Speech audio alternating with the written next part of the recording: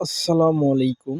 Hello guys, দেখুন রাজশাহী জেলাতে কৃষকের যদিও আলুতে ভরাডুবি হলেও দামে কিন্তু ফলনের দিকে কম নেই।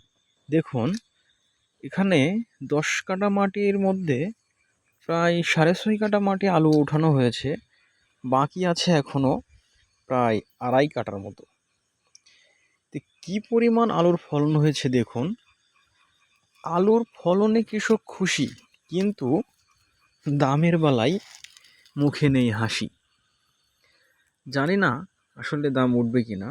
যদি উঠে তো কৃষকের মুখে হাসি ফুটবে, আর যদি না উঠে তাহলে কৃষকের মুখের হাসিটা কেড়ে নেবে। দেখুন কি পরিমাণ বড় বড় আলু হয়েছে, অস্বাভাবিক বড়।